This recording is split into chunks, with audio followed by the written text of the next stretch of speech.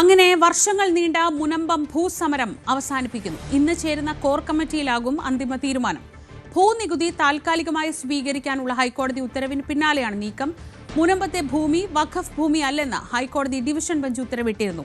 രാഷ്ട്രീയ സാമുദായിക സംഘടനകളെ പങ്കെടുപ്പിച്ച് സമ്മേളനം നടത്താനും തീരുമാനമായിട്ടുണ്ട്. ആജ്ഞ രവീന്ദ്രൻ വിവരങ്ങളുമായി. ആജ്ഞ, ഇന്നലെ അവർ നമ്മളോട് സംസാരിക്കുമ്പോൾ തന്നെ പറഞ്ഞിരുന്നു ഇതൊരു വിജയമാണ്, അവർ പൊരുതിയെടുത്ത ഒരു വിജയമായിട്ടാണ് ഈ നികുതി സ്വീകരിക്കാനുള്ള ഉത്തരവിനെ തന്നെ അവർ കാണുന്നത്. അത് താൽക്കാലികമാണെങ്കിൽ പോലും ഇപ്പോൾ ഈ തൽക്കാലത്തേക്ക് അതായത് ഭൂമിയുടെ അധികാരികൾ അവർ തന്നെയാണ് എന്നതാണല്ലോ കരം സ്വീകരിക്കുന്നതിൻ്റെ അർത്ഥം.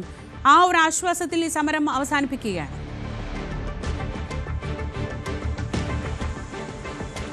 തീർച്ചയായിട്ടും 411ാമത്തെ ദിവസമാണ് ഇന്ന് മുനമ്പത്തെ ആളുകൾ അവരുടെ ഭൂമിയിലെ റവന്യൂ അവകാശങ്ങൾ പുനഃസ്ഥാപിക്കണം എന്നാവശ്യപ്പെട്ടുകൊണ്ട് സമരരംഗത്തിറങ്ങിയിട്ട് ഇതിനിടയിൽ നമ്മൾ നിരവധി രാഷ്ട്രീയ സാമുദായിക നേതാക്കളും സംഘടനകളും ഒക്കെ അവർക്ക് പിന്തുണ അർപ്പിച്ചു.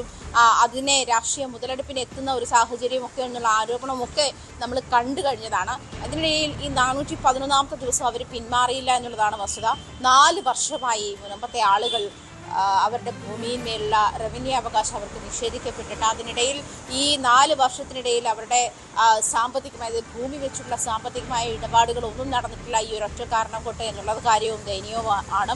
കാരണം പല ആളുകൾക്കും അസുഖമുണ്ട്, ചിലരുടെയൊക്കെ മക്കളുടെ വിവാഹം നടത്തണം, ഇതിനൊക്കെയുള്ള ലോണ് അങ്ങനത്തെ കാര്യങ്ങൾക്കൊക്കെ വേണ്ടിയിട്ട് ഈ ഭൂമിയുമായി ചെന്ന് അതിൻ്റെ ആവശ്യങ്ങളുമായി ബന്ധപ്പെട്ട് എത്തിയപ്പോഴായിരുന്നു ഇവർ ഈ റവന്യൂ അവകാശങ്ങൾക്ക് അവർക്ക് നിഷേധിക്കാൻ സാഹചര്യം ഉണ്ടായത്. കരം സ്വീകരിക്കേണ്ട എന്നൊരു നിലപാടാണ് ഉള്ളത്. വഖഫ് ബോർഡ് അത്തരത്തിലൊരു നോട്ടീസ് ഇന്റിമേഷൻ റവന്യൂ വകുപ്പിൽ അറിയിച്ചിട്ടുണ്ട്. അത് വഖഫ് ഭൂമിയാണ് എന്നുള്ള കാര്യത്തിൽ. അങ്ങനെയാണ് ഈ 4 വർഷം മുൻപ് ഇവർ ഈ സമരം ഈ ഒരു അവസ്ഥയിലേക്ക് വരുന്നതും 411ാമത്തെ ദിവസം ആയി നീളുന്ന ഈ സമരത്തിലേക്ക് അവർ നിരാഹാര സമരം, അതായത് റിലേ നിരാഹാര സമരമായിരുന്നു അവരനുഷ്ഠിച്ചു പോന്നിരുന്നത്.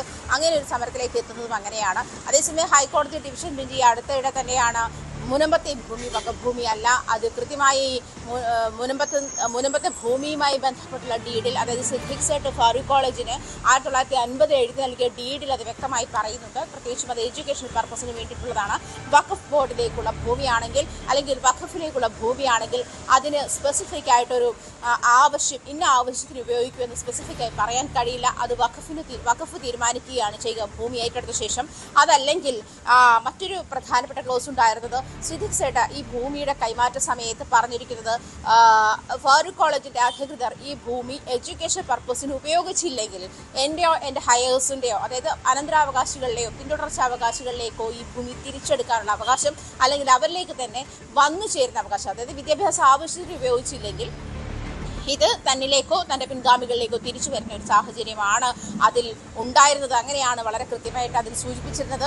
അതുകൊണ്ട് തന്നെ ഇത് വഖഫിലേക്ക് പോകുന്നല്ല, സിദ്ദിഖ് സേട്ടിന്റെ പിന്തുടർച്ച അവകാശികളിലേക്ക് പോകുമെന്നാണ് സൂചിപ്പിച്ചത് എന്നുള്ള കാര്യം ചൂണ്ടിക്കാട്ടിയായിരുന്നു ഹൈക്കോടതി ഡിവിഷൻ ബെഞ്ച് ഈ വിഷയത്തിൽ ഇടപെടുകയും ഇത് വഖഫ് ഭൂമി അല്ല എന്ന കോടതി വിധി ഉത്തരവ് ഇടുകയും ചെയ്തിരുന്ന സാഹചര്യമുണ്ട്. ആ ഒരു സാഹചര്യത്തിലാണ് ഇവർക്ക് പിന്നീട് ഈ ഭൂമിയുടെ കൈവശാവകാശം ഉണ്ടായിരുന്ന ആളുകൾക്ക് ഈ ഭൂമിയുമായി ബന്ധപ്പെട്ടുള്ള, അതായത് 85 വരെയുള്ള, അതായത് 79 മുതൽ 85 വരെയുള്ള കാലഘട്ടത്തിലാണ് പലരുടെയും പ്രമാണങ്ങൾ എഴുതിയിട്ടുള്ളത്. ഈ ഒരു കാലഘട്ടത്തിൽ മുതലുള്ള റവന്യൂ അവകാശങ്ങൾ ഇവരുടെ കൈവശം അവകാശ രേഖയായി നിൽക്കുന്നുണ്ട്. 30 വർഷത്തിലധികമായി തന്നെ ഒരു ഭൂമി അവരുടെ കൈവശാവകാശമായി നിൽക്കുന്ന സാഹചര്യമുണ്ട്. അവരതിന് ഈ പറഞ്ഞതുപോലെ ഭൂനികുതി അടച്ചു വരുന്ന ഒരു സാഹചര്യം കൂടി ഉണ്ടായിരുന്നു. അതാണ് ഈ 4 വർഷം മുൻപ് നിഷേധിക്കപ്പെട്ടത്. അങ്ങനെയുള്ള ഒരു സാഹചര്യത്തിൽ ഈ 4 വർഷം മുൻപ് നിഷേധിക്കപ്പെട്ട റവന്യൂ അവകാശങ്ങൾ ഇവർക്ക് പുനഃസ്ഥാപിച്ച് നൽകിക്കൂടെ എന്നുള്ള ചോദ്യവും സർക്കാരിന്റെ ഉപഹർജിയും കൂടി ചേർത്തിട്ടാണ് കഴിഞ്ഞ ദിവസം ജസ്റ്റിസ് സി ജയചന്ദ്രന്റെ സിംഗിൾ ബെഞ്ചിൻ്റെതാണ് മുനമ്പത്തെ ഭൂമിയിൽ താൽക്കാലികമായിട്ടാണെങ്കിലും, അതായത് ഈ കേസ് താൽക്കാലികമായിട്ടാണെന്ന് പറയാൻ കാരണം ഈ കേസ് ഇപ്പോഴും സുപ്രീം കോടതിയുടെ പരിഗണനയിൽ ഇരിക്കുന്ന ഒരു സാഹചര്യമുണ്ട്. അതിൽ അന്തിമ വിധി വരട്ടെ. അതുവരെയാണെങ്കിലും അവർക്ക് അവരുടെ ഭൂമിയിൽ കരമൊടുക്കാനുള്ള അവകാശം അനുവദിച്ചു നൽകുകയാണ്. അത് സൂചിപ്പിച്ചതുപോലെ ഭൂമി അവരുടെ ഇത് തന്നെയാണ് എന്ന് ഉറപ്പുവരുത്തുന്ന ഒരു നീക്കമാണ് എന്ന് വേണം ഇതിനെ പറയാൻ. അതുകൊണ്ട് തന്നെ ഇന്നലെ തന്നെ അടിയന്തരമായി മുനമ്പത്തെ ആളുകൾ ഈ 4 വർഷമായി അവർ കരമടച്ചിട്ട് അതുകൊണ്ട് തന്നെ ഈ ഒരു ബുദ്ധിമുട്ടുകൾ അനുഭവിച്ചു വന്നിട്ടുണ്ട്. അടിയന്തരമായ ഒരു നിയമസാധുത കിട്ടിയ സാഹചര്യം കിട്ടിയ ആ ഒരു ഇടവേളയിൽ അവർ മാക്സിമം ആളുകൾ ഇന്നലെ കരമടച്ച് തീർക്കാനുള്ള ശ്രമങ്ങളിലായിരുന്നു. ഇന്നലെ റവന്യൂ ഓഫീസിലെത്തി കരമടയ്ക്കുന്ന ഒരു തിരക്കൊക്കെ ഉണ്ടായിരുന്നു ഇന്നലെ. അതിനുശേഷം ഇന്ന് വൈകുന്നേരം ചേർന്ന കോർ കമ്മിറ്റിയിലൂടെയാണ് കൂടുതൽ ഇതുമായി ബന്ധപ്പെട്ട പ്രഖ്യാപനം ഉണ്ടായത്. സമരം പിൻവലിക്കുന്ന ഒരു സാഹചര്യം തന്നെയാണ്. 411 ദിവസം നീണ്ട സമരത്തിനൊടുവിലാണ് മുൻപത്തെ ആളുകൾ അവരുടെ അവകാശങ്ങൾ നേടിയെടുക്കുന്ന ഒരു വിധിയിലേക്ക് എത്തിയത് എന്നുള്ള കാര്യമാണ് വസ്തുത. ശ്രീജ അജ്ഞ, ഇതോടൊപ്പം അവിടെ ഇപ്പോൾ ഇന്നലെ ഒരു വിഭാഗം ആളുകളാണ് കോടതിയെ സമീപിക്കുന്നതും അവർ സ്വന്തം നിലയ്ക്ക് ഒരു അഭിഭാഷകനെ നിയോഗിച്ച് സമരസമിതിയിൽ നിന്ന് പുറത്തു പോയവരാണ് അവർ. ഈ വിഷയത്തിൽ ഈ സമരം അവസാനിപ്പിക്കുന്ന കാര്യത്തിൽ അങ്ങനെ ഒരു ഏകകണ്ഠമായ തീരുമാനത്തിലേക്ക് അവർക്ക് എത്താൻ കഴിഞ്ഞിട്ടുണ്ടോ?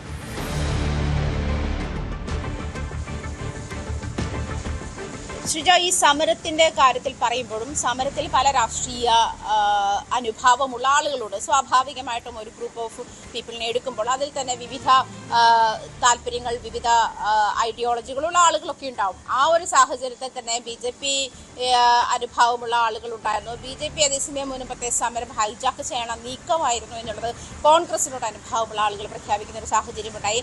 സുരേഷ് ഗോപി സമരപന്തൽ സന്ദർശിക്കുന്നു. അതിനുശേഷം 50ഓളം ആളുകൾ BJPയിലേക്ക് അംഗത്വം സ്വീകരിച്ചു മാറുന്ന സാഹചര്യം അങ്ങനെയൊക്കെ ഉണ്ടായിരുന്നു. അങ്ങനെ ഈ മുനമ്പത്തെ തന്നെ സമരപന്തലിൽ വെച്ച് തന്നെ ഈ BJP അംഗത്വം സ്വീകരിക്കുന്ന സാഹചര്യം ഉണ്ടായിരുന്നു. അതുപോലെ വിവിധ സഭാധ്യക്ഷന്മാർ, വിവിധ സഭകൾ മുനമ്പത്തെ ആളുകൾക്ക് ഐകദാർഢ്യം പ്രഖ്യാപിച്ചുകൊണ്ട് അവിടെ എത്തുന്ന ഒരു സാഹചര്യമൊക്കെ ഉണ്ടായിരുന്നു. നമുക്ക് അറിയാം അതിനുണ്ടായിരുന്ന പിന്തുണ എത്രത്തോളമാണ്, അതിന് നൽകിയിരുന്ന പിന്തുണ എത്രത്തോളമാണ്. സർക്കാർ ഇക്കാര്യത്തിൽ അല്പം ഒരു പിന്നോക്കമായിട്ടുള്ള ഒരു നയം സ്വീകരിച്ചത് എങ്ങനെയാണ്, അങ്ങനെ നിന്നുള്ള വിമർശനങ്ങളൊക്കെ സർക്കാരിൻ്റെ എതിരെ വന്നിരുന്ന ഒരു സാഹചര്യം കൂടി കണ്ടാകുന്നു. അതിൽ വഖഫ് ഭൂമി അല്ല എന്ന് തീരുമാനമെടുക്കാനുള്ള സാഹചര്യം ഉണ്ടായിട്ട് പോലും ഇത്തരം ഈ രേഖ തന്നെ നമ്മൾ തന്നെയായിരുന്നു ആ വാർത്ത ബ്രേക്ക് ചെയ്തിരുന്നത്. ഈ സിദ്ദിഖ് സേട്ടിൻ്റെയും അതുപോലെ മുൻപത്തെ ജോസഫ് ബെന്നി എന്ന് പറയുന്ന ആളുടെ പിതാവിൻ്റെ പ്രമാണവും വെച്ചിട്ട്, ആധാരവും വെച്ചിട്ട് നമ്മൾ തന്നെയായിരുന്നു ഇത് മുൻപത്തെ ഭൂമി വഖഫ് ഭൂമി അല്ല എന്നുള്ളതിന് തെളിവ് പുറത്തുകൊണ്ടത് ന്യൂസ് 18 തന്നെ ആയിരുന്നു. അത്തരം തെളിവുകൾ മുന്നിലുണ്ടായിട്ട് പോലും എന്തുകൊണ്ടാണ് സർക്കാർ ഇത്തരം ഒരു വിഭാഗത്തെ സന്തോഷിപ്പിക്കാൻ വേണ്ടി അങ്ങനെ ചെയ്യുന്നു എന്നുള്ള, അതായത് അവർക്ക് മുനമ്പത്തുകാർക്ക് സപ്പോർട്ട് നൽകുന്നില്ല എന്നുള്ള വിമർശനങ്ങളൊക്കെ മുനമ്പത്തെ സമരസമിതിയുടെ ഭാഗത്തു നിന്നൊക്കെ ഉണ്ടായിരുന്നു. ഇങ്ങനെ രാഷ്ട്രീയ ചേരിതിരിവ് സൃഷ്ടിച്ച അല്ലെങ്കിൽ രാഷ്ട്രീയ ചേരിതിരിവ് സൃഷ്ടിക്കാൻ ശ്രമിക്കപ്പെട്ടിട്ടുള്ള ഒരു സമരം കൂടിയാണ് എന്ന് വേണം പറയാൻ. അവിടെയുള്ള ആളുകൾ പലരെയും ഒറ്റുകാരെന്ന് വിളിക്കുന്ന സാഹചര്യം ഉണ്ടായി. അതല്ലെങ്കിൽ മുൻപത്തുള്ള ആളുകൾ അവർക്ക് തമ്മിൽ ഒരു ധാരണയില്ലാതെയായി. പലരുടെയും പൊളിറ്റിക്സ് അതിനൊരു പ്രശ്നമായി.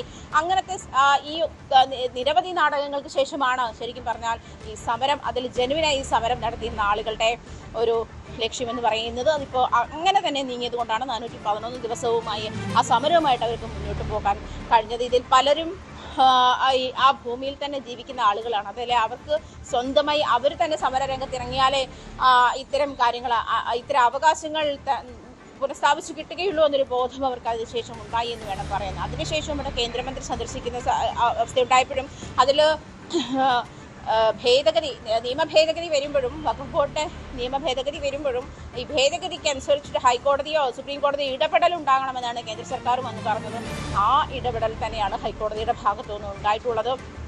ഇത് സെബാസ്റ്റ്യൻ എന്ന് പറയുന്ന ആളിൻ്റെ ഹർജി പരിഗണിച്ചിട്ടാണ് ജസ്റ്റിസ് C. ജയചന്ദ്രൻ്റെ ബെഞ്ച് ഇന്നലെ ഇത്തരത്തിലൊരു ഉത്തരവിലേക്ക് പോയിട്ടുള്ളത്. പക്ഷേ സർക്കാരിന് ഉപഹർജിയുമുണ്ട്. അതായത് മുൻപത്തെ ആളുകൾക്ക് റവന്യൂ അവകാശങ്ങൾ പുനഃസ്ഥാപിച്ചു നൽകിക്കൂടെ എന്നുള്ള സർക്കാരിൻ്റെ ഹർജിയും ഈ പരിഗണിക്കപ്പെട്ടിട്ടുണ്ട്. കാരണം ഈ കഴിഞ്ഞ 3 ആഴ്ചയ്ക്ക് മുൻപെയാണ് മുൻപത്തെ ഭൂമി വഖഫ് ഭൂമി അല്ല എന്ന് ഹൈക്കോടതി ഡിവിഷൻ ബെഞ്ചിൻ്റെ ഉത്തരവ് വരുന്ന ആ ഒരു സാഹചര്യത്തിൽ പിന്നീട് ഇതിനകത്ത് തർക്കം നിലനിൽക്കുന്നത് സുപ്രീം കോടതിയിൽ കേസ് ഇരിക്കുന്നു. വഖഫ് ബോർഡ് സുപ്രീം കോടതിയിലെ കേസുമായി ബന്ധപ്പെട്ടുള്ള ഹർജി നൽകിയിട്ടുണ്ട്. അതിൻ്റെ വാദം നടക്കുന്നതേ ഉള്ളൂ.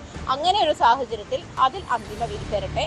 അതുവരെ ഇവർക്ക് മുൻപത്തെ ആളുകൾക്ക് ഭൂമിയിൽ അവരുടെ റവന്യൂ അവകാശങ്ങൾ പുനഃസ്ഥാപിച്ചു നൽകാനുള്ള നീക്കം ആയിക്കൂടെ എന്നുള്ള സർക്കാരിൻ്റെ ഹർജിയും ഈ കൂട്ടത്തിൽ പരിഗണിക്കപ്പെട്ടിട്ടുണ്ട്. എന്തായാലും 411 ദിവസങ്ങൾക്ക് ശേഷമുള്ള സമരത്തിന് ശേഷം 4 വർഷത്തിന് ശേഷം ഈ ആളുകൾ മുൻപത്തെ ഭൂമിയുടെ അവകാശികൾ അവരുടെ ഭൂമിയിൽ റവന്യൂ അവകാശങ്ങൾ പുനഃസ്ഥാപിച്ചു കിട്ടിയ സന്തോഷത്തിലാണ്. ശരി, ആജ്ഞ രവീന്ദ്രനാണ് നൽകിയത് കൊച്ചിയിൽ.